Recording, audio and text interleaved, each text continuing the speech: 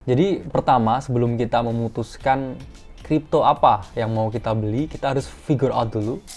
Untuk Ondo sendiri selain ada di VIP area ya, ini pun juga ada area of value yang bisa jadi kemungkinan untuk di sini ya ada chance memang Chainlink ke 30 lagi, bahkan yang paling ekstrim ya mungkin dia retest all time hanya lagi. Nggak mungkin.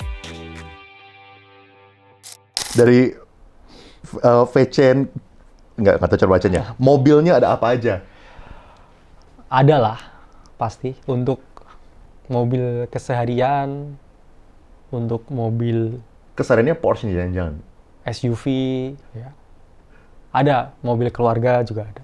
Oke. Habdu, baru lulus kuliah cuman ada duit 5 juta di ATM. Bisa nggak buat modal belajar, main kripto, dan saran koin apa aja? Belajar tetap bisa, tapi buat fresh graduate, jangan punya fantasi yang terlalu tinggi buat bisa langsung sukses one shot di market ini. Cari kerja, cari pengalaman sambil belajar kripto, dan koin apa yang harus dibeli selalu ke altcoin baru dengan naratif baru yang paling menarik. Karena 2 tahun ini akan selalu hadir naratif baru, dan saya yakin big winner di tahun ini sampai tahun depan itu justru belum lahir. Maksudnya koinnya belum ada gitu maksudnya? Koinnya belum ada, akan selalu ada koin baru yang tiba-tiba bisa jadi yang paling tinggi. Contohnya kayak Luna dulu, ya nggak ada yang expect, ya tiba-tiba lahir dan jadi Terra Luna. Sampai turun juga seperti itu. Ada juga dulu Solana yang malam kenaikan, ya back by Alameda dulu dengan segala ya kontroversinya yang naik juga. Saya percaya juga akan selalu ada koin baru yang memberikan kejutan yang semua orang nggak expect bakal jadi sektor yang dirotasikan, tapi naik berpuluh-puluh, beratus-ratus kali lipat. Yang jelas selalu terbuka dengan pilihan dan selalu steady cash. Saya selalu ungkapkan 30% at least di stablecoin, bahkan ketika bull. Kenapa? Karena dip itu akan selalu ada, karena naratif baru dan koin baru itu akan selalu ada. Jadi selalu persiapkan.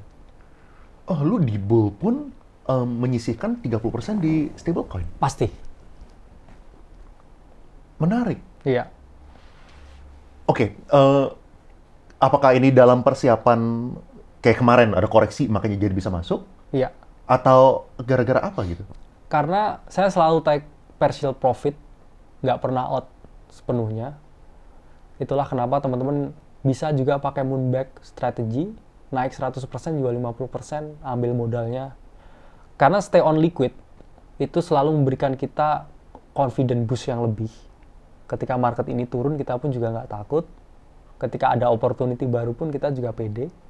Karena kita selalu punya cash balance yang ideal. Dan ketika harga koin yang kita beli naik pun, dijual beberapa untuk reserve cash-nya. Karena akan selalu berputar dan berotasi. Dan kita nggak bisa membatasi diri kita dengan peluang. Tapi apakah kita jadi kehilangan peluang gara-gara ini, apalagi misalnya ini lagi super mega cycle gitu kan. Kalau misalnya kita di cash tuh malah jadi resiko buat kita miss out on the opportunity. Minimal, oke, mungkin pertanyaan gini. Pertama itu, kedua, kenapa enggak, ya udahlah minimal kita masukin aja ke BTC gitu misalnya, atau enggak ETH gitu kan. Sehingga nanti kalau misalnya ada opportunity lain di alts, ya tinggal pakai pairing itu aja. Apakah BTC yang sering ngomongin sama Timothy kan manta gitu kan. Ya langsung aja dari BTC ke manta gitu. Itu bisa, tapi itu pun bisa memberikan double standard. Let's say kalau Bitcoin-nya naik, tapi altcoin-nya turun. Itu pusing juga. Atau misalkan kita terlalu heavy di Bitcoin-nya, ya, tapi alt justru overperform dari Bitcoin yang kita miliki. Jadi saya selalu ungkapkan jangan pakai pair BTC, karena itu punya confluence yang berbeda di main market. Selalu pakai market USDT karena 90% likuiditas ke sana, sehingga technical analysis yang teman-teman terapkan itu akan lebih relevan di pair yang paling sering diperdagangkan. Oke, mantap. Wah, dari gua AFK. Prof, misal nih kita punya income 5 juta per bulan, itu kita fokus tingkatin ke 100 juta atau investasi? Selalu fokus buat tingkatin income, karena kalau income meningkat, gain investasi meningkat karena portofolio size itu akan semakin membesar. Jadi jangan punya imajinasi bisa melipat gandakan uang ketika kamu nggak punya uang. Jadi core value-nya harus tetap punya stable income, punya penghasilan secondary income, ya dari bisnis ya, even ya punya coffee shop atau laundry atau tempat kos gitu ya. Baru mikir portofolionya nih. Jangan sampai teman-teman malah kebalik segitiganya ya, terlalu berat di portofolio tapi di pekerjaan lain nggak punya. Bahkan dulu ketika saya juga portofolio sudah grow, tetap kerja, tetap punya bisnis, tetap jalan semuanya. Tapi portofolio ini akan membuat saya bisa mengestimasi kapasitas keuangan saya. Tapi, oke, mau tanya deh, sekarang ini lu udah nggak ngajar kan? Sekarang ngajar. Masih ngajar? Akademi Kripto tapi. Oh iya. Oke. Tadi ada satu pertanyaan yang gue miss. Itu background keluarga lu tuh apa sih? Keluarga bergerak di industri makanan di Blitar. Industri makan tuh maksudnya di restoran, di pabrik itu atau apa? Produk kue kering. Kue kering. Yang mana usahanya dirintis sejak tahun 97 ya, ketika saya lahir itu. Jadi usaha dari ayah dan bunda saya itu juga tentang industri makanan. Mati lampu. Ada yang jepluk nggak sih? Enggak. Ini cuma ini. Oke, sip. Sorry ya, tadi ngejepret.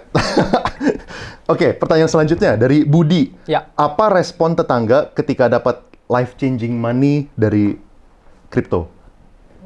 Pasti banyak yang nggak tahu ya, karena juga nggak disclose juga ke siapapun.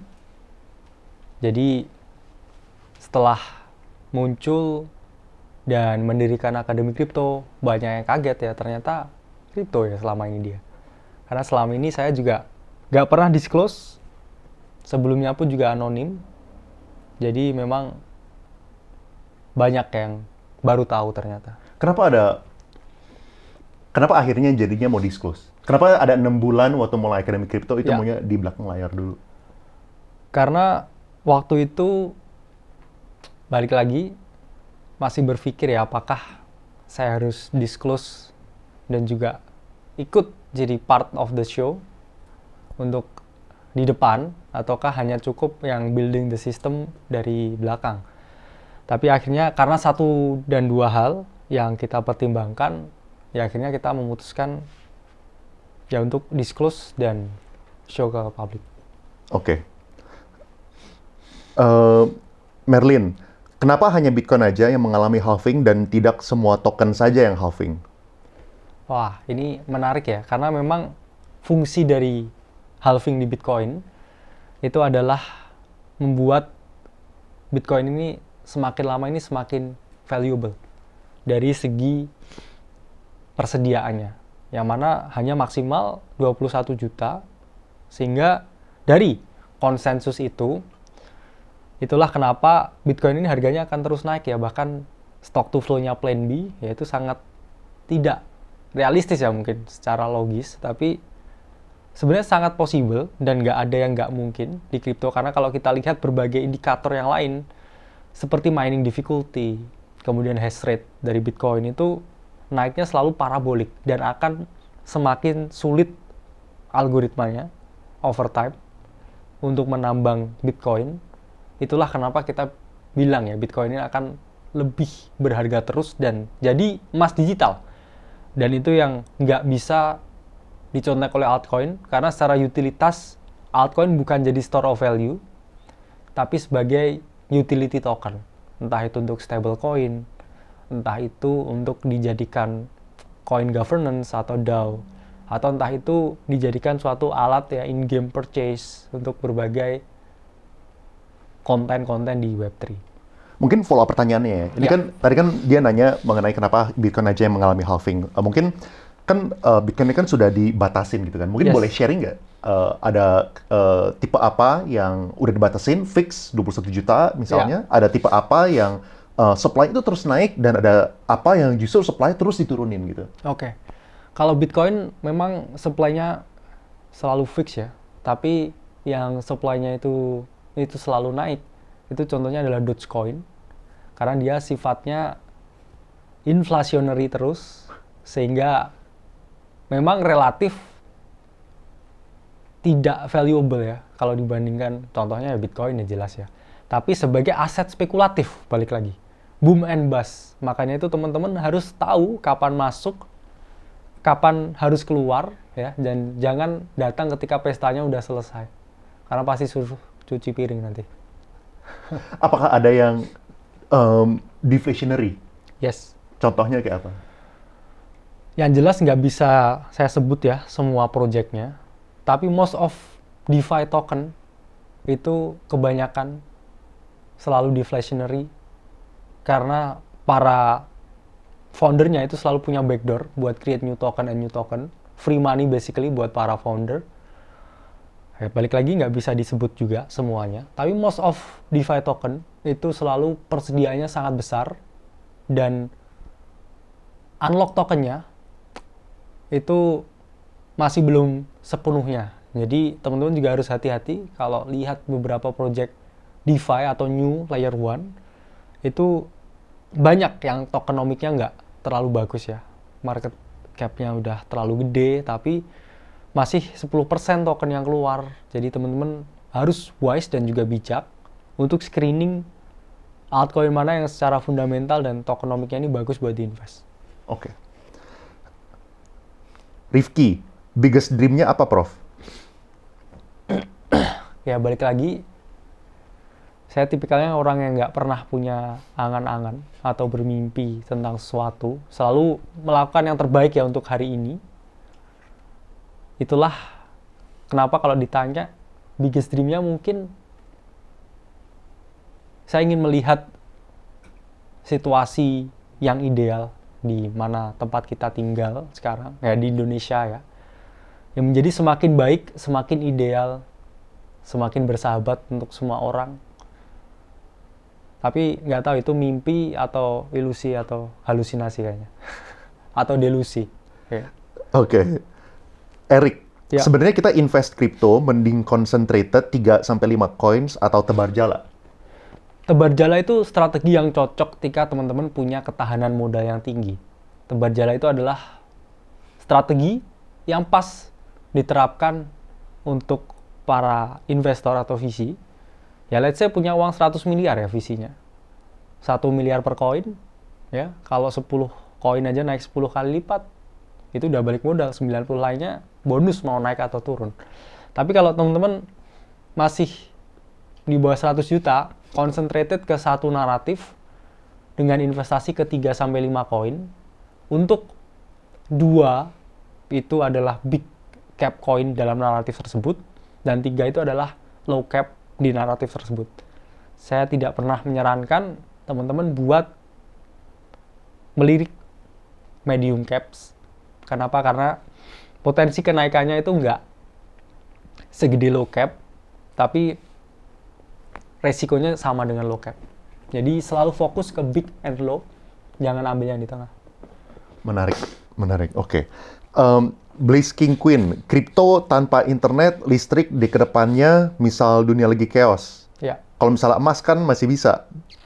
Oke, gue punya komen di sini, tapi gue dulu yang komen. Komen gue adalah kayaknya kalau misalnya internet sama listrik di dunia ini nggak ada, we have other things to worry about daripada kripto. Oh iya, pasti itu ya. Chaos sampai kayak gimana itu?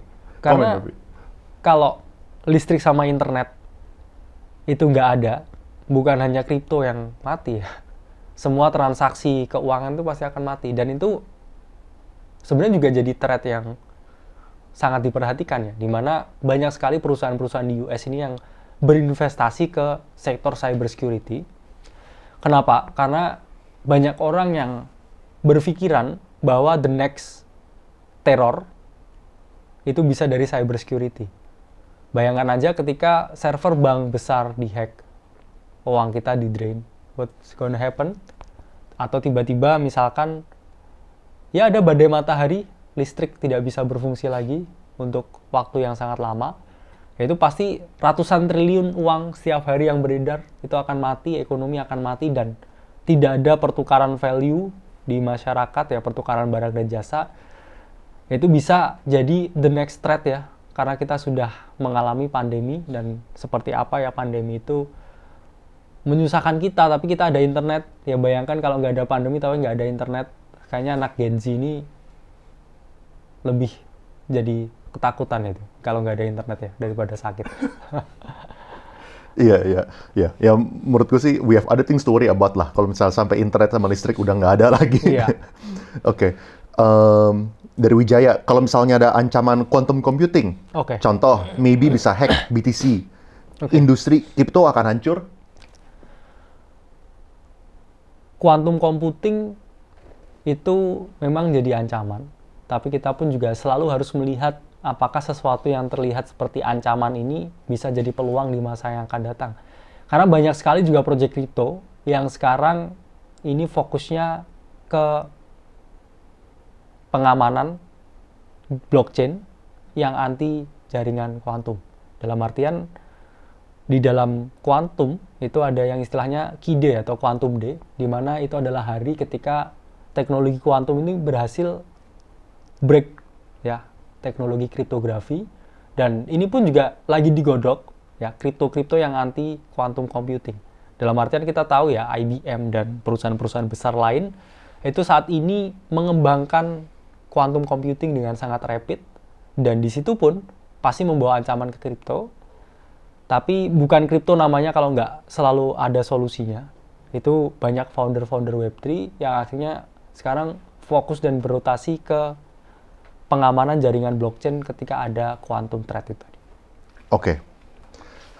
Dari John, bayar pajak kripto itu gimana sih untuk exchange luar versus exchange lokal?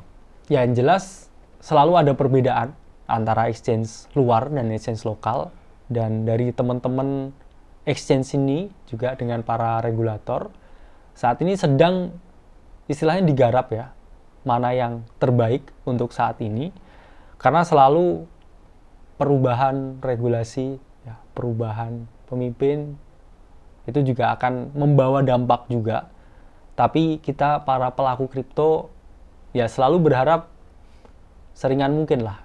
Karena kan memang kita ingin industrinya maju, dan ini industri yang masih bayi ya istilahnya. Jangan terlalu keras sama bayi, biarkan dia berkembang dulu. Karena kalau dibatasi perkembangannya, takutnya potensi terbesarnya nggak kebuka.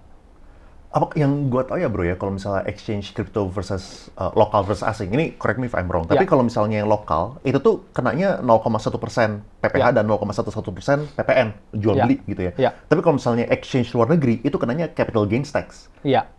Nah, itu kan yang gue tahu ya, kalau misalnya kiri kanan. Nah cuman, ini honestly, pertanyaan gue ini, gue juga nggak tahu jawabannya apa. Jadi kalau gara-gara emang kalau misal gue nanya tax consultant, gue nanya konsultan tax yang berbeda-beda, mereka jawab juga beda-beda. Tapi jadi kalau misalnya emang lo punya pandangan yang mirip, it's okay juga. Pertanyaan itu adalah, bisa aja kita tuh beli dari sini, kita transfer ke asing, habis itu kita puter-puterin dulu, udah naik, kita transfer lagi ke lokal, habis itu kita jual di lokal. Nah itu kayak gimana taxation kalau kayak gitu?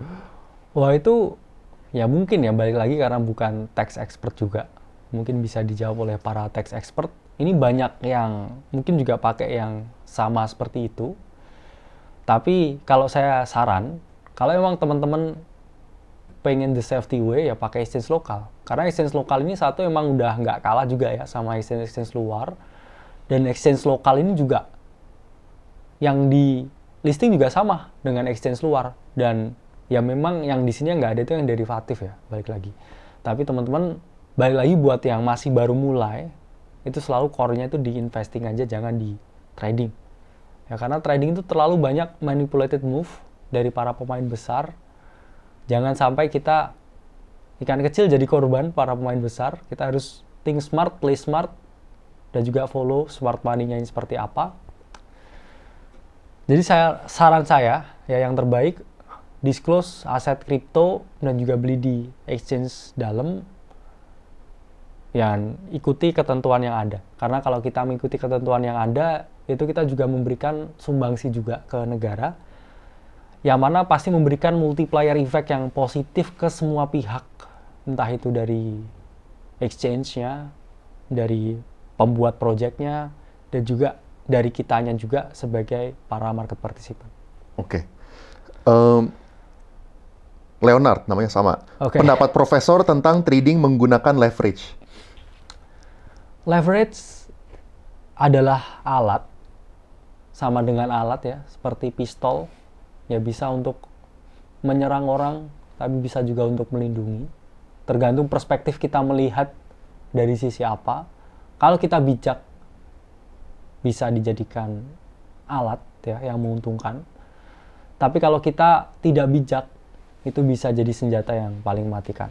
Jadi hati-hati dengan apa yang kamu gunakan dan ketahui apa yang kamu gunakan, serta gimana skenario terburuk jika sesuatu yang kamu gunakan itu akhirnya tidak berhasil. Apakah ada sebuah saran nggak sih, bro, kayak leverage yang make sense tuh jangan melewati sekian gitu? Sebenarnya leverage itu cuma tools, karena yang lebih matters itu position sizes. Kenapa? Misalkan gini, saya pakai leverage 10 kali, tapi modal yang saya risikokan 1 juta. Buying power-nya 10 juta kan. Sama aja dengan misalkan saya pakai leverage 100 kali lipat, tapi yang saya risikokan cuma 100.000. Buying power-nya kan juga sama 10 juta. Cuman kalau leverage-nya kita nggak terlalu gede, ya kita punya kebebasan. Satu, nggak terlalu panik ya dengan likuidasi. Dan dua, kita juga nggak bayar exchange itu terlalu mahal. Karena kan semakin besar leverage yang kita gunakan, itu fee-nya, funding fee-nya tiap hari itu juga kelipatannya itu makin gede juga. Bener. Gue punya follow up question ya mengenai ini deh. Ini menjadi pertanyaan ya. Kan kita kalau misalnya kita mau beli ini mungkin banyak orang yang nggak sadar gitu. Yeah. Kalau misalnya banyak orang tuh sebenarnya tuh udah terekspos dengan Bitcoin tanpa mereka sadari. Oke. Sebenarnya kayak soalnya MicroStrategy itu kan mereka memiliki posisi yang sangat besar di Bitcoin gitu kan. Dan ini menjadi opsi nih. Soalnya kan kita ini bisa invest di Bitcoin atau kita bisa invest di MicroStrategy gitu kan. Dimana kalau misalnya MicroStrategy ini dia punya benefit adalah dia sebenarnya menggunakan leverage. Tapi bedanya leverage dia ini sangat murah tax-nya, bunganya cuman single digit persen lah, nggak kayak kita lah gitu yang tidak mempunyai akses cheap capital seperti MicroStrategy kayak gini. Nah jadi pertanyaannya adalah berarti kita punya 3 opsi. Pertama kita invest di Bitcoin pakai spot. Kedua kita pakai leverage di Bitcoin. Ketiga kita invest aja di MicroStrategy di mana dia udah meleverage sendiri gitu. Nah lu ada saran nggak di 3-tiganya gitu? Ini buat siapa gitu. Yang pertama, pasti kalau invest Bitcoin only, itu buat beginner. Pelajari dulu apa itu Bitcoin, bagaimana Bitcoin bekerja, bagaimana cara menyimpan Bitcoin. Tentu untuk beginner ya. Kedua, buat teman-teman yang mungkin di intermediate, itu boleh pakai leverage, ya. 5 ya sampai 10 kali lipat. Ya untuk trading, tapi harus tetap dengan porsi money management yang bagus. Dan terakhir yang beli MSTR ini yang pro mungkin, teman-teman yang udah punya capital yang berlebih di Bitcoin-nya udah, terus kemudian portofolio tradingnya juga growing. Jadi nggak ada salahnya punya exposure ke saham di US, contohnya mungkin di MicroStrategy, yang mana itu juga quotes on quotes ya, jadi beli Bitcoin on leverage, ya on legal leverage ya, karena unik ya sebenarnya yang dipikir di Michael Saylor itu, karena beliau memang orang yang sangat visioner, ya kayak Bodo Timothy juga ya. Jadi memang melakukan banyak hal yang tidak terduga, ya mungkin bagi orang biasa sangat aneh, tapi bagi kita yang tahu, it's a genius move. Oke, interesting. Tapi gue pengen tahu, pengen ngertiin your thoughts deh. Kenapa MicroStrategy itu lu taruh di bucket yang paling buat orang yang udah kelebihan duit? Karena exposure terbaik itu adalah ketika kita yang manage our own money, manage our own Bitcoin. Dan buat yang pro, yang beli MicroStrategy, itu bagi mereka yang udah kelebihan dana, karena balik lagi, MicroStrategy is not your company. You only invest in it, nggak invest in it juga. Jadi kendali 100% itu bukan di kita. Kalau misalkan seller mau melikuidasi semuanya, mau take profit pun, ya what's gonna happen dengan sahamnya? Ya pasti juga akan mengalami penurunan. Yang mana nggak bisa kita kontrol. Kalau Bitcoin, ya kita kontrol sendiri, kita juga tahu sendiri. Tapi kenapa yang cocok MicroStrategy itu Pro? Ya karena biasanya punya exposure ke US stock market. Itu mereka para pemain lama yang notabene ya, udah punya capital yang cukup oke ya buat diversifikasi bahkan ke saham luar. Oke. Sekarang kita ke tim terakhir nih bro, Ya. ke altcoins. Ya. Oke. Dari ini banyak yang nanya. Info cara cari naratif koin yang berpotensi naik 3 kali lipat. Langkah-langkahnya seperti apa? Tools-nya apa? Webnya apa? Aplikasinya apa? Mungkin kalau misalnya gini ya bro ya, boleh nggak gue suggest, gue ambil laptop, Oke. habis itu gue nanti, screen record, habis itu nanti pas lu buka, Oke. lu bacain gitu, jadinya kita Ya. bisa sambil Boleh. ini superimpose nanti. Gue ambil Ya. dulu ya sebentar. Oke, gue ulang pertanyaannya ya. Ya. Jadi info cara cari naratif koin yang berpotensi naik 3 kali lipat. Oke. Langkah-langkahnya seperti apa? Tools-nya apa? Webnya apa? Aplikasinya apa? Lalu masing-masing fungsinya Oke, apa? menarik. Jadi pertama sebelum kita memutuskan kripto apa yang mau kita beli, kita harus figure out dulu naratif apa yang akan happening di tahun ini. Itu bisa kita lakukan dengan kita melakukan yang namanya social observation atau pengamatan sosial. Contohnya apa yang terjadi di tahun 2021 ketika pandemi. Kenapa metaverse bisa se-booming itu? Karena memang kita nggak bisa melakukan tatap muka secara langsung, sehingga dibutuhkan platform dan device khusus untuk kita bisa bertatap muka. Itulah kenapa metaverse crypto ini mengalami kenaikan yang sangat signifikan. Karena memang ada real life urgensi ke situ untuk kita create something new. Itulah yang saya ungkapkan, you don't have to invent the project, you just need to invest in it, yang project yang tepat untuk kamu investasikan. Sama juga dengan AI ya, AI terjadi karena adanya kebutuhan efisiensi tenaga kerja dan juga adanya potensi cost efisien yang bisa ditekan dengan AI-nya itu muncul. Dan kalau kita lihat, AI pun juga mengalami kenaikan yang signifikan di awal tahun 2024 ini, yang mana kita juga udah predik sebenarnya kenaikan AI itu dari tahun lalu. Kita ungkapkan Q1 2024 bakal jadi tahun AI, dan happens juga berbagai crypto AI coins ini mengalami kenaikan yang signifikan. Jadi itu langkah yang pertama, mungkin teman-teman bisa browsing dulu, cari berbagai report, cari berbagai news, cari berbagai data, what is going on di tahun 2024. Nah ini teman-teman bisa baca semua report ya. Ini saya buat ya, misalnya Crypto Outlook 2024. Teman-teman bisa banyak baca, tapi selalu pilih sumber yang paling relevan, paling bisa dipertanggungjawabkan. Contohnya ini Forbes ya, teman-teman bisa baca ya. Crypto misalkan market forecast. Terus kemudian teman-teman juga bisa baca The Washington Post ya, The Wall Street Journal. Itu untuk memberikan informasi yang teman-teman nanti bisa sintesa. Misalkan nih, contohnya di situ ada informasi BlackRock akan berinvestasi pada sektor tokenisasi. Baru di situ kita tanya, apa itu tokenisasi? Oh, ternyata tokenisasi ini adalah suatu teknologi untuk mendigitalisasi aset yang ada di dunia nyata ke dunia digital. Dan ini sangat dibutuhkan, terutama dengan adanya teknologi blockchain ini. Baru di situ kita bisa mencari, kira-kira naratif kripto apa yang paling sesuai dengan teknologi tokenisasi. Sehingga muncul, yaitu adalah narasi real world asset. Baru di situ ya kita bisa nih ya cari misalkan real world asset kripto di sini. Nah, di situ teman-teman bisa lihat ya banyak website basic crypto data. Saya selalu gunakan CoinMarketCap karena itu industri standar. Kemudian saya juga gunakan CoinGecko dan juga CryptoSlate. Karena CryptoSlate ini saya suka karena dia tracking volume dari naratif to naratif. Jadi kita bisa melihat pergerakan ketika ada spiking volume, ketika para smart money ini mulai melakukan akumulasi. Nah, jadi di sini misalkan di CryptoSlate ini bisa teman-teman lihat ya. Balik lagi bukan sponsor ya. Nggak kenal juga ya dengan berbagai tools yang kita ungkapkan di sini. Jadi misalkan seperti ini ya, teman-teman search ya. Nah, di sini ada banyak sekali coins-nya ya. Dan masing-masing sektor. Nah, di sini misalkan sektor yang pengen kita lihat di sini adalah AI ya misalkan. Jadi di sini kelihatan ya perubahan selama 7 hari terakhir.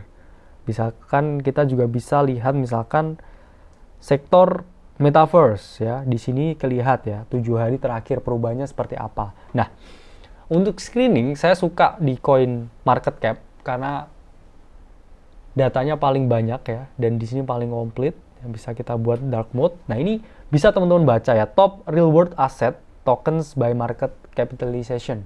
Nah, di situ kita baca yang diurutkan di bagian paling atas itu adalah koin-koin yang memiliki cap paling tinggi, kapitalisasi pasar paling tinggi. Dalam artian volatilitas harganya turunnya itu pasti nggak separah koin-koin yang kapitalisasi pasarnya kecil.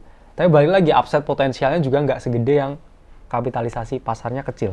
Di sini kita bisa menimbang ya, karena saya ungkapkan di satu naratif pilih 5, 2 yang gede, 3 kita cari yang istilahnya agak nakal.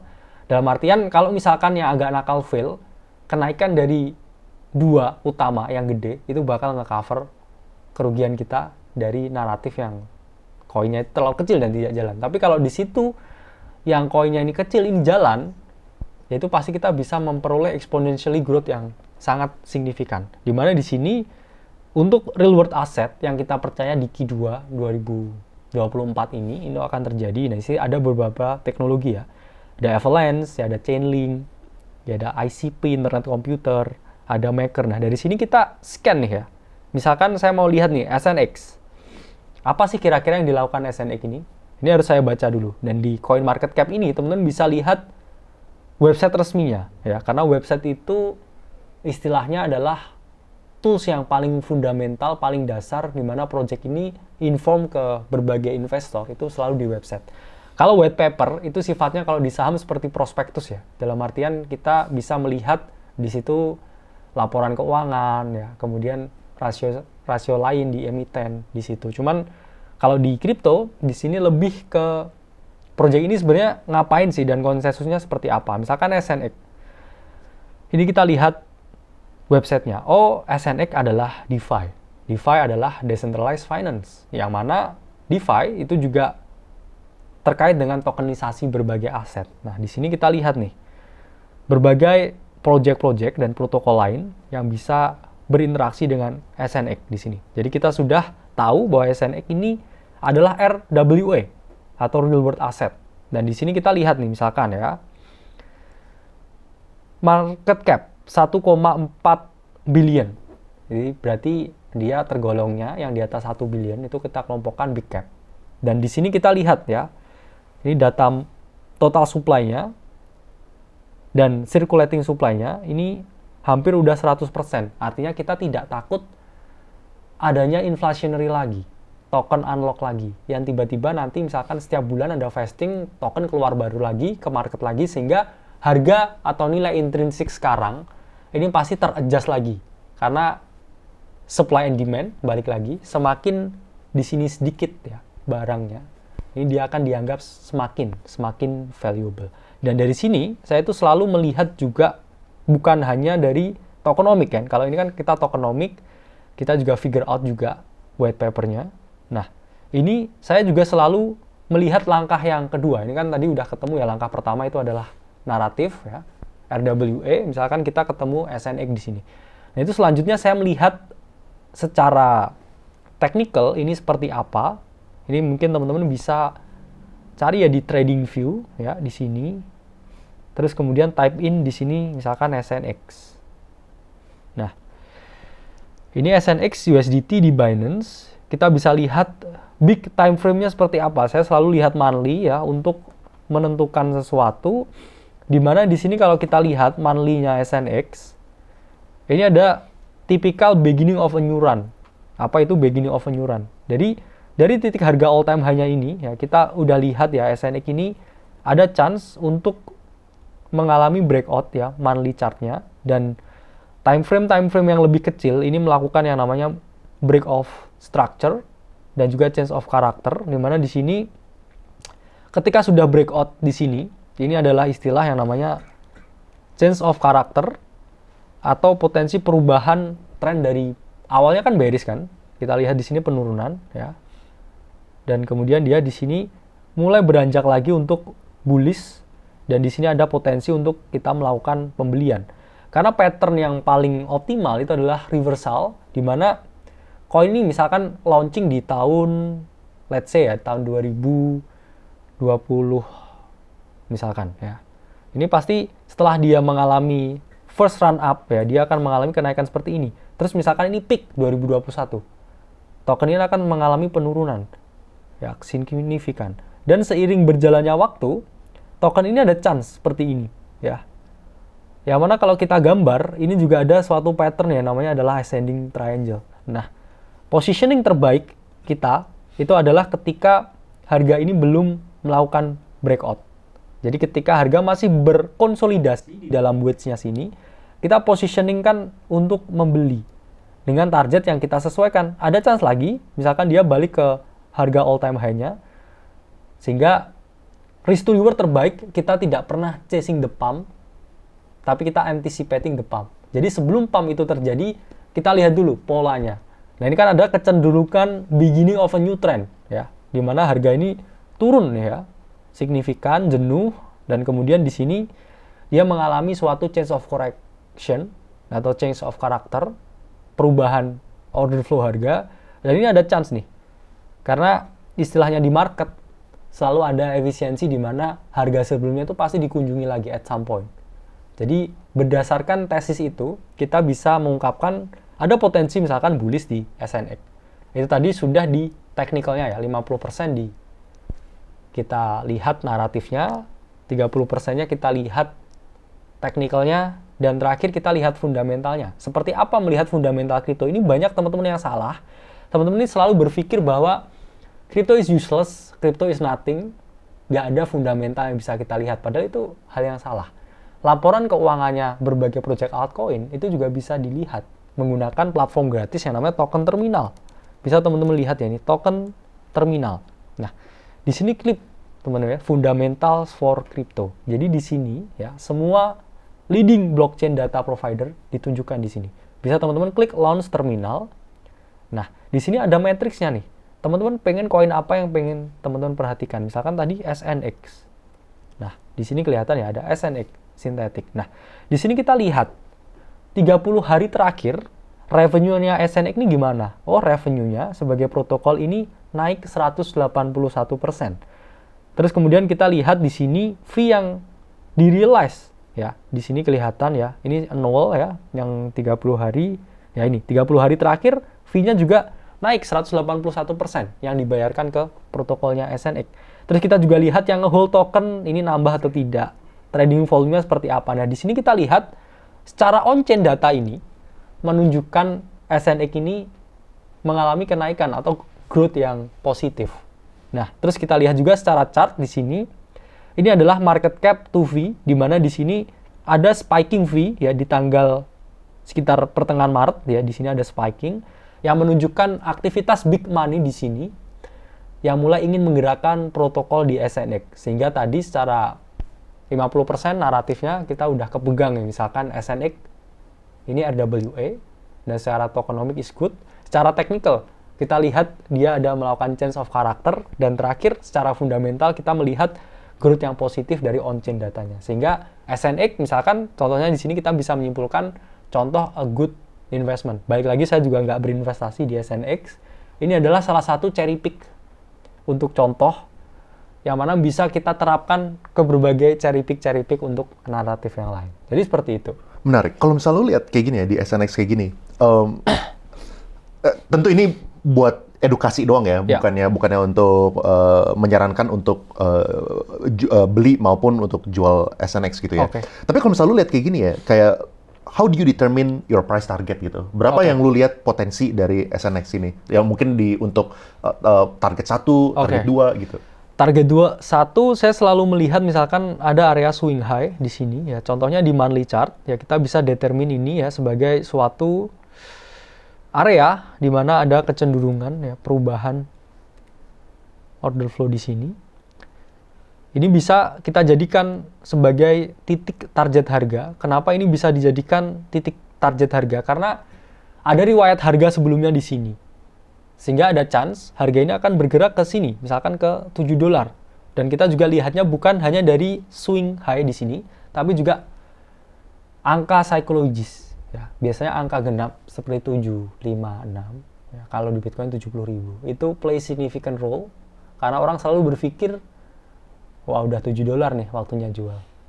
Wah udah $10 nih. Wah yang paling gampang, wah udah $1 nih. Itulah kenapa banyak retail dulu yang menunggu Dogecoin itu ke $1, yang mana nggak sampai situ ya, karena angka psikologisnya retail selalu berpikir saya akan jual di $1.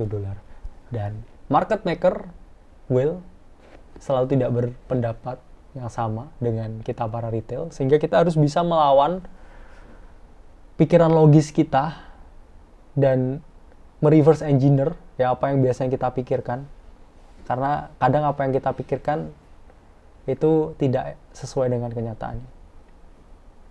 Oke, nah mungkin sedikit take a step back ya. Tadi kan lu kan ngomong mengenai naratif kan. Yes. Mungkin banyak teman-teman juga yang belum paham kenapa sih naratif, apa sih naratif, lalu kenapa itu sangat besar perannya di kripto gitu. Nah lalu emangnya tadi kan kita punya ada beberapa kan yang real world assets itu salah satunya. Boleh sharing nggak apa sih dampaknya? Tadi banyak yang dibincangkan di Twitter atau di news, atau misalnya BlackRock mau invest sesuatu, atau nggak bahkan spatial computing, Apple Vision Pro. Kenapa itu ada dampaknya sama sebuah naratif dan sebuah kripto gitu? Oke, karena pada dasarnya apa yang dilakukan oleh para perusahaan altcoin ini, saya bilangnya perusahaan ya, karena memang altcoin ini dasarnya adalah perusahaan. Mereka punya office, mereka punya people yang bekerja, mereka juga punya alat di sana, jadi nggak ada bedanya dengan perusahaan konvensional. Cuman konsensus dasarnya, perusahaan teknologi yang di luar itu basisnya adalah Web2, sementara mereka yang di kripto ini adalah Web3. Jadi mereka mentransformasikan teknologi dari Web2 ini ke jaringan blockchain, sehingga dibilang teknologi Web3. Jadi mereka adalah transfer apa yang dilakukan kita di luar sini untuk masuk ke jaringan blockchain.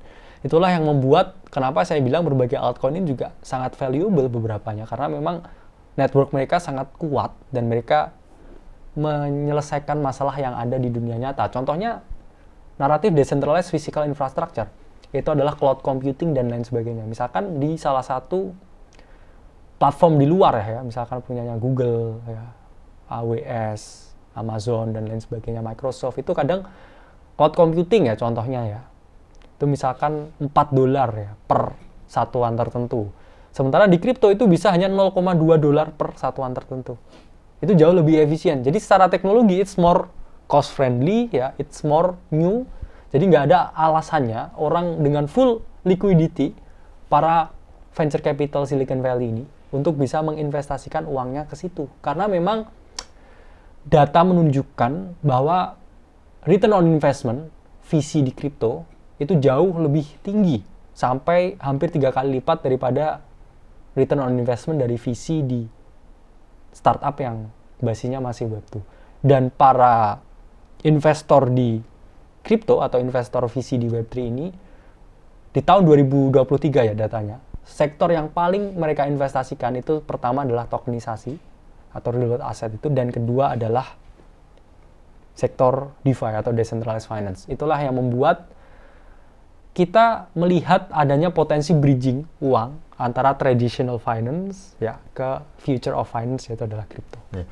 Kayaknya soalnya mungkin banyak orang yang belum paham kripto ini ada yang ada fungsinya gitu. Setuju. Misalnya kan, dan mungkin mereka kebanyakan lihatnya itu cuma dari segi investasi gitu. Ya. Makanya kalau misalnya kita bisa paham isinya di belakang coin ini ngapain gitu kan, dan fundamental apa, itu makanya ada kaitannya sama narasi yang tadi gitu ya. Karena mereka menawarkan sesuatu yang bahkan lebih kompetitif dibandingkan alternatif yang ada gitu ya. Balik lagi ya, semua itu kembali ke basicnya kripto itu melakukan apa, sehingga ketahuilah apa yang kamu beli dan belilah apa yang kamu ketahui. Jangan FOMO, selalu kedepankan pikiran yang logis sebelum kamu berinvestasi, karena kripto adalah aset yang very high risk but very high return. Mungkin bukan buat semua orang, tapi kalau kamu mau berinvestasi di sini, selalu berharap ya yang terbaik, tapi tetap mempersiapkan skenario terburuk. Oke. Nah ini kita proyeksi dan baiknya di hold sampai kapan? Ini pertanyaan orang, soalnya banyak orang ya nanyanya tuh udah spesifik koin gitu. Jadi mungkin kita bisa demoin kali ya. Yang pertama dari PNM, Ondo untuk 1 sampai 2 bulan ke depannya. Oke ya, kita lihat Ondo. Kebetulan kita sempat buat private research ya mengenai Ondo. Ya kayaknya orang-orang yang nge-call ini nih orang-orang yang ngikutin private research-nya, makanya mereka mungkin mau tahu follow up ya kali. Kita ungkapkan ya teman-teman, Ondo itu untuk beli yaitu dari harga 0,27 dan kita sarankan TP di 0,45 dan 0,55 yang mana udah hit semuanya. Oh berarti udah eksis 100% yang di ini dong, teorinya yang ngikutin kan? Secara teorinya yang ngikutin iya, cuman balik lagi ya teman-teman, di sini tetap bisa ya untuk berinvestasi di Ondo, tapi di area tertentu yang mana ya kita harus lihat dulu ya ini areanya untuk Ondo, di mana dia sekarang ya di daily chart ada potensi pemantulan di sini kalau so far ya dari 16 Maret ini ya kita buat video, tapi yang paling matters itu adalah weekly chart, di mana dalam 1 hari 24 jam lagi per video ini di shoot ya 16 Maret ya ini ada chance red candle ya untuk Ondo weekly chart, dan ini volumenya juga terus mengalami penurunan yang mana memang ada chance koreksi untuk Ondo.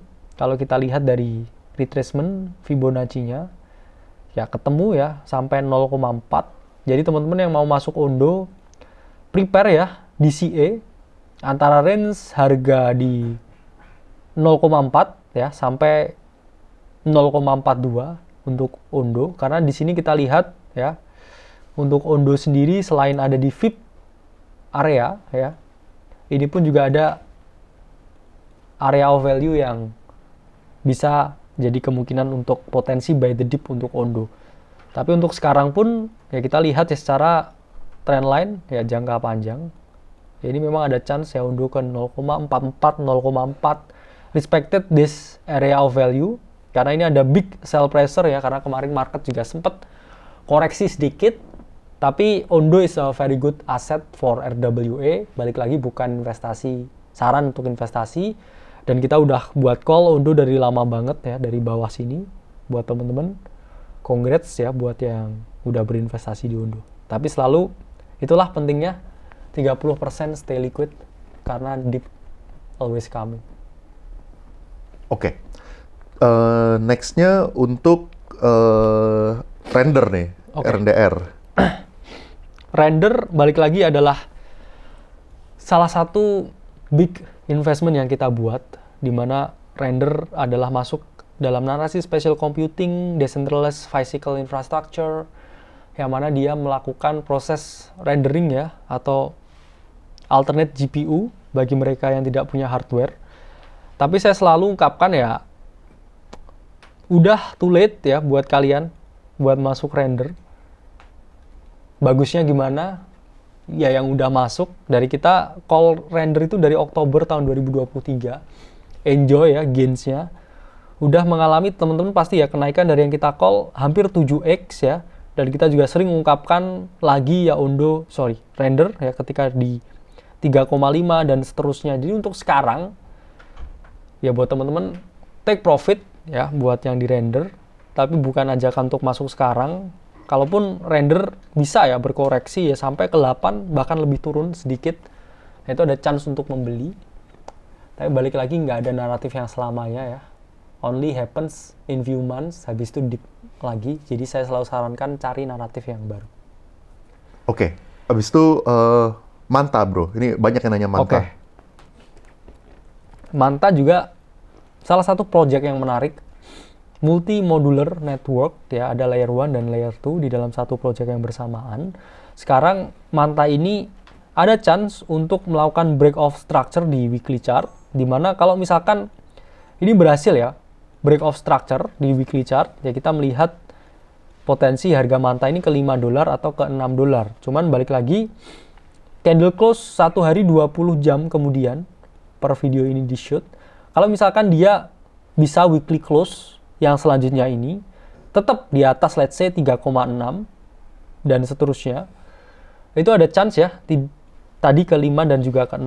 Tapi balik lagi kalau misalkan yang terjadi justru sebaliknya, terdeviate di sini. Ini kan adanya liquidity grab ya, orang-orang yang membeli di sini. Ya, ini ada chance lagi kita masih turun dulu ya ke $3, baru ada potensi kelanjutan naik. Tapi balik lagi, $3 is good ya, projected area ya buat beli Manta. Karena ini project baru dan kita udah do our own research. Ada potensi Manta jadi the next Celestia karena satu, sama-sama modular, dua, open buat berbagai different network untuk Manta dan juga Celestia. Dan ketiga, sama-sama dipegang Polychain Capital, salah satu investor visi besar juga di crypto. So could be the next Celestia buat Manta. Kalau misalnya lu ngeliat kayak gini ya, how high is your conviction gitu? Kalau misalnya lagi ngeliat, oh ini potensi naiknya sekian. Okay. Apakah lu ngomong itu probabilitasnya maksudnya kayak 60-40, 70-30, kayak dari lu sendiri kayak gimana gitu? Iya, saya nggak pernah bragging tentang winning rate, tapi teman-teman yang di dalam private community juga tahu.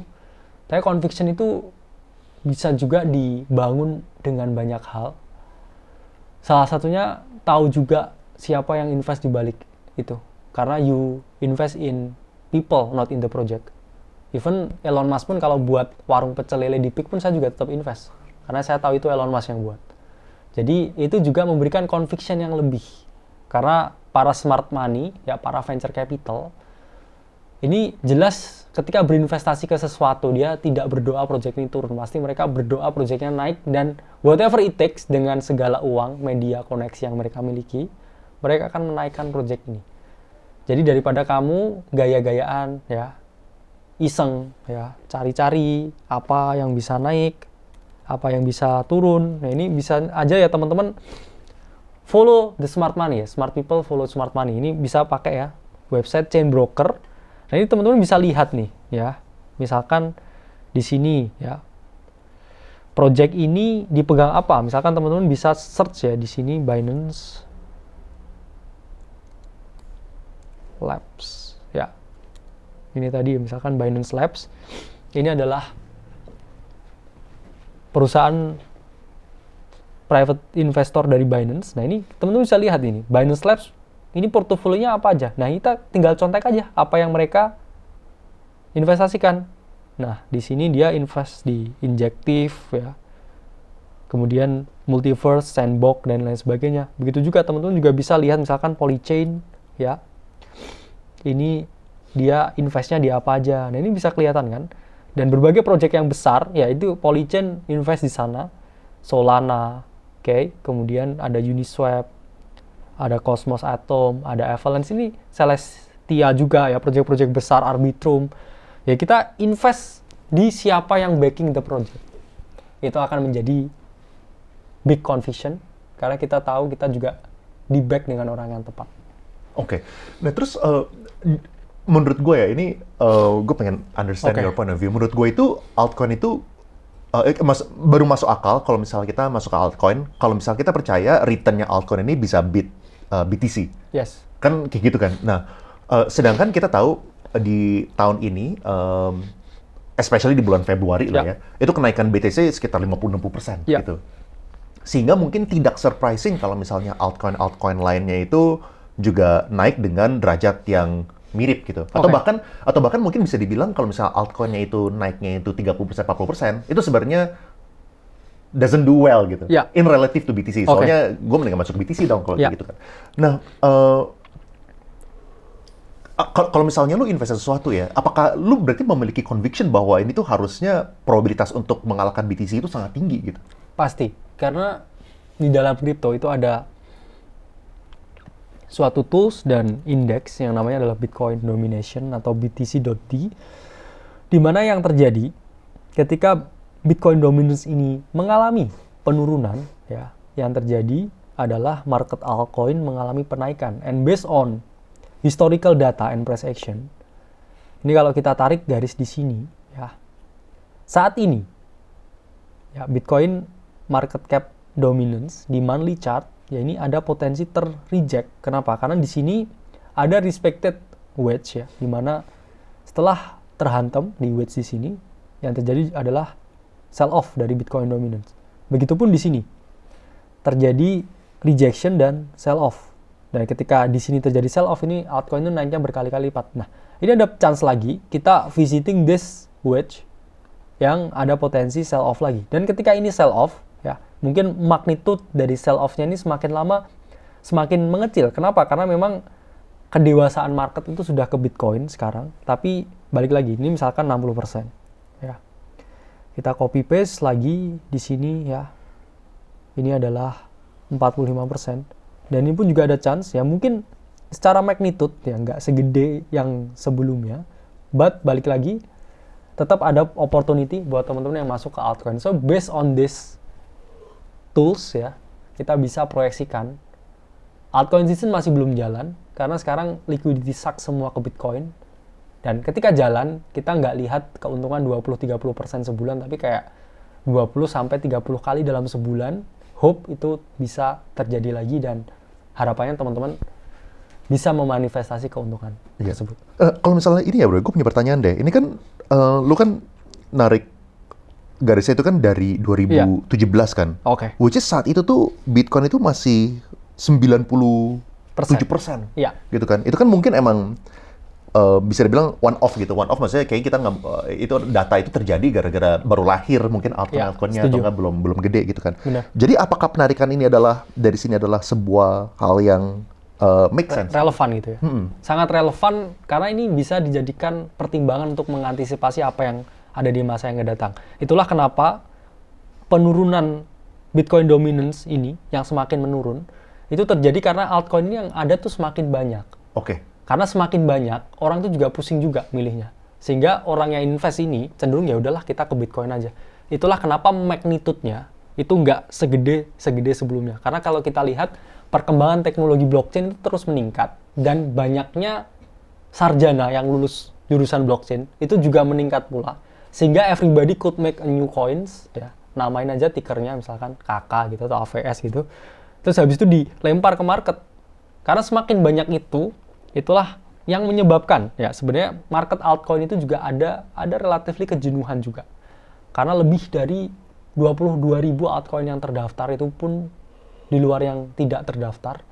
Sehingga market ini memang kalau dibilang apakah lebih sulit untuk memilih altcoin sekarang, itu jauh lebih sulit daripada tahun 2018. Karena 2018 tutup mata hanya puluhan koin yang di listing dan kita lihat drop yang sangat signifikan. Ya, ini rally yang sangat gila di 2017-2018 ya. Kemudian awal COVID itu ketika banyak teman-teman yang panen besar 2020-2021, DeFi Summer ya, banyak koin kayak Shiba Inu dan lain sebagainya. Itu adalah magnitude drop yang ini.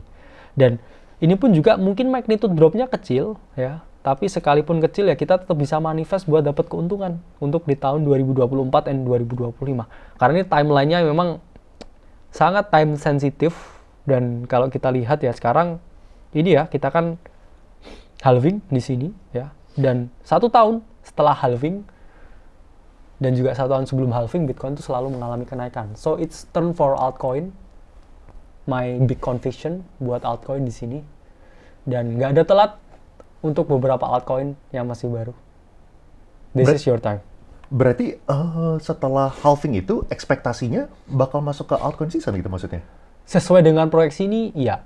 Interesting. Dan kita pun ungkapkan potensi altcoin season ini pun dari Desember tahun 2023. Dan sekarang pun udah Maret ya 2024. Udah apa aja hampir semua koin top gainer yang kita call. Special computing naratif kita call terjadi dengan rilisnya Apple Vision Pro. AI naratif kita call dan terjadi juga. Dan juga call-call lain untuk secondary naratif di luar main naratif yang kita call, yaitu adalah special computing dan juga AI. Oke, kita go to the next one deh kalau gitu. Avalanche. Oke. Avalanche is a good project. Kenapa? Karena by data dari Messari di Q4 2023, Avalanche itu adalah layer 1 dengan growth terbaik based on revenue dan juga based on the on-chain growth line. Yang mana kalau kita lihat memang Avalanche saat ini di harga 58 ya, big selling pressure-nya itu ketika kita melihat di angka 70 ya sebagai area of value dari Avalanche. Tapi ketika kita udah lepas 70 ya, ini kita pasti lihat ini ke 100 ya, bahkan ada chance lagi ke all time high. Jadi mungkin Avalanche ini salah satu safe bet ya buat teman-teman yang betting ya, something yang bisa 2x, 3x ya, balik lagi bukan financial advice ya. Kamu nggak beli-beli juga di bottom ya, karena dulu masih banyak yang bearish juga ya ketika di bottom. Tapi ini juga bisa menjadi aset yang possible untuk balik ke harga all time high yang sebelumnya. Oke, kalau misalnya mungkin 3 lagi ya, WLD. Oke. WLD coin yang kita alert juga ya, ini salah satu project dari maestro juga Sam Altman ya, pencipta dari ChatGPT. Dan di sini teman-teman lihat ya, kalau untuk WLD sendiri ini already overextended ya, naiknya terlalu signifikan ya. Kita pun tarik garis Fibonacci ini sudah ekstensi yang paling tinggi, sudah terhit ya. Jadi memang kalau secara possible ya ini ya long term ya ada koreksi itu pasti terjadi ya. Tapi balik lagi, koreksi adalah kesempatan untuk membeli. Dan WLD tidak ada saran ya untuk masuk sekarang buat temen-temen. Tapi balik lagi, kalau ada worst case ya yang terburuk ketika dia visit lagi $6 ke sini, itu adalah chance untuk membeli. Karena ini adalah retest this area of value ya di sini, sekaligus di sini catch up dengan dynamic EMA-nya. Jadi untuk WLD kalau dapat dip ke $6 ke $7, balik lagi bukan ajakan buat short, karena ini udah keretanya lewat. Dan kita alert untuk beli WLD itu bahkan di awal Januari 2024 ya, ketika harganya itu masih $2. Sekarang peak hampir di 12 ya, naik 6 kali lipat. Jadi ya it's time to book some profit buat teman-teman yang udah cuan dari WLD. Oke. Gala terakhir link. Oke. Gala kita juga buat ya call untuk Gala ketika dia masih di 0,033, sempat di 0,08, dan untuk Gala sendiri kita lihatlah monthly chartnya ya. Di zoom out ya, ini ke all time high masih jauh banget. Dan Gala ini bukan hanya project yang doing Web3 game stuff ya, buat game aja, tapi mereka juga platform untuk running node berbagai project-project gaming di Web3. Jadi secara fundamental memang Gala ini sangat bagus ya, dan juga secara tokenomik banyak token yang sudah keluar juga. Kenapa? Karena ketika bear market ini ya, ini thank God ya bear market, ini banyak token yang di unlock. Jadi kita sudah melewati yang namanya time based capitulation ya. Jadi ketika harga turun di bear market itu ada dua ya, price based capitulation dan time based capitulation. Price based capitulation terjadi ketika harga ini turun. Tapi kalau time based capitulation ini ketika harga udah jenuh turun tapi juga nggak mau naik karena nggak ada confident di market. Dan ini kita lihat lagi confidentnya Gala. Ada potensi juga dia cross ya di monthly EMA-nya ya, ketika dia udah cross di sini dan terjadi golden cross ya. Balik lagi pattern yang saya bilang ya, revival, harga turun, konsolidasi lama, dan ada chance lagi untuk dia mengalami kenaikan. So basically we are here ya. Do your own research ya. Kira-kira dari informasi ini kalian mau apa nih ya? Kalian di sini nih. Entah mau membeli kah ya, mau menjual kah, atau cuma mau lihat aja. Jadi back to you again, mau digunakan seperti apa informasinya. Menarik. Oke. Terakhir link. Oke. Chainlink salah satu project yang menarik. Kenapa? Karena Chainlink ini adalah project yang dirumorkan ya, ini mengerjakan sektor CBDC. Jadi Chainlink adalah Oracle project yang mana dia dikabarkan akan mengunlock potensi cross-border payment dari CBDC. Jadi memungkinkan antar bank sentral nih, beda-beda currency untuk saling berkirim uang. Jadi menarik lagi ya, balik lagi saya ungkapkan untuk membeli link ya ketika dia harganya masih $10 ya, bahkan $8 di sini. Dan di sini ya ada chance memang Chainlink ke 30 lagi, bahkan yang paling ekstrim ya mungkin dia retest all time hanya lagi. Nggak mungkin, karena ada histori harga di masa lalu, selalu ada chance harga itu akan revisit itu dalam jangka waktu tertentu ya. Could be next few months ya, 2 years, Chainlink bakal ke 30 bahkan ke 50 dolar. Oke. Nah, boleh nggak bro, buat di podcast ini ya bro, ini Ya. Pertanyaan terakhir nih. Boleh nggak sharing mungkin satu yang lu memiliki conviction yang tinggi buat lu sendiri? Jadi again, ini bukan ajakan ya, ini buat kita mengerti, memahami thought prosesnya gitu. Apa yang satu, lalu boleh share your thought process nggak? Kayak ngeliatinnya kayak gimana gitu. Ya, balik lagi, don't forget ada dinosaur pump atau kenaikan koin-koin dinosaurus ya, istilahnya koin-koin lama, ini ada chance hidup lagi. Dan di sini salah satu koin lama itu adalah XRP, yang mungkin banyak yang teman-teman tahu. Karena kalau kita lihat memang monthly chart-nya XRP ada chance buat beginning of a new trend ya di sini. Dan ini ada potensi reversal di sini, persis seperti pattern yang saya ungkapkan di sini. Kalau misalkan XRP ya bisa tembus ya di atas harga 0,7, ini blue sky ahead. Dalam artian ada chance lagi visit ke 1,1, 1,6 ya, membentuk pola pergerakan harga yang seperti ini.